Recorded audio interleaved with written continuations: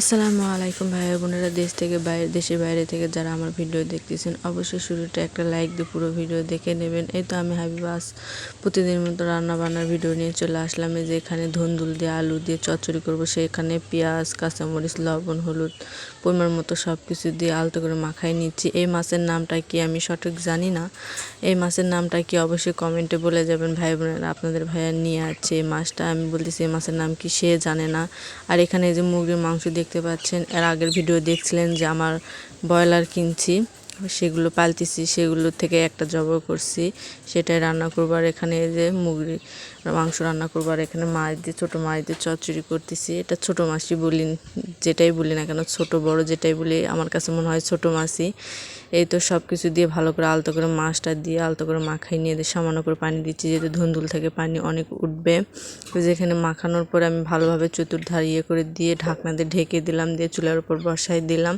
এই যে এখানে ঢাকনাটা আলোক করে হওয়ার আগে আগে আমি হালকা একটু নাড়াচাড়া করে দিব, যেহেতু মাছ ভাঙার কোনো সমস্যা নেই, মাছ তো ভাঙবেই না এগুলো, কারণ রান্না করলে অনেক খেতেও ভালো লাগে। মাছটা নাম জানি না, কিন্তু মাছ খায় আর কি।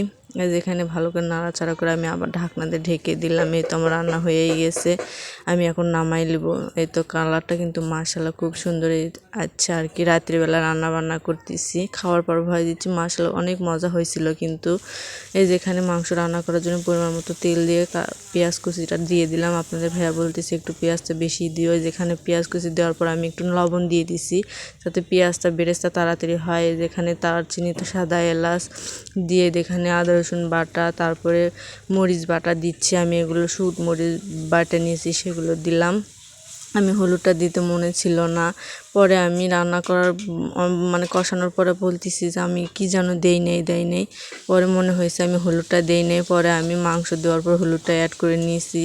রাত্রিবেলা রান্না করতে গেলে কারেন্ট থাকে না, মাথা গোলমেলে হয়ে যায় আর কি। যেখানে মাংস ধুয়ে নেওয়া হয়ে গেছে, আমি মাংসটা ধুয়ে নিয়েছি, পাটা পুড়ে ভালো করে পরিষ্কার করে নিয়েছি।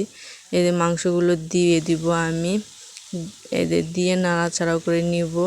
এই মাংসটা কিন্তু আমি ভুনা ভুনা করব, খেতে ভালো লাগবে। খেতেও কিন্তু ভালোই হয়েছিল, মাশাআল্লাহ অনেক মজা হয়েছিল। মেয়েরাও অনেক মজা করে খাইলো। খাবার পরে ভয় দিচ্ছি, তো এই জন্য আপনাদেরকে বলতেছি। যেখানে হলুদটা দিয়ে দিলাম আমি মাংস দেওয়ার পর, আমার দিতে একদমই মনে ছিল না।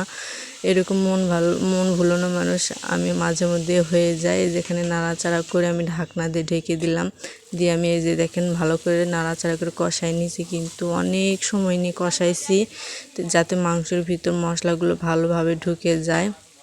এই তো আমি সামান্য করে একটু পানি দিব সিদ্ধ হওয়ার জন্য, যেহেতু সব মাছ মাংস যেটাই বলি না একটু ভালোভাবে সিদ্ধ করে খাওয়াই সঠিক। এই যেখানে সামান্য করে পানি দিয়ে নাড়াচাড়া করে ঢাকনা দিয়ে ঢেকে দিলাম, দিয়ে এই যে ঢাকনাটা আলো করে নাড়াচাড়া করে নিচ্ছি উল্টে পাল্টে। এই তো রান্না হয়ে গেছে, কালারটা মাশাআল্লাহ অনেক সুন্দর এসেছে। আজকের ভিডিও আপনাদের কাছে ভালো লেগে থাকলে অবশ্যই লাইক কমেন্ট সাবস্ক্রাইব করে আমার পাশে থাকবেন। আল্লাহ হাফেজ সবাইকে।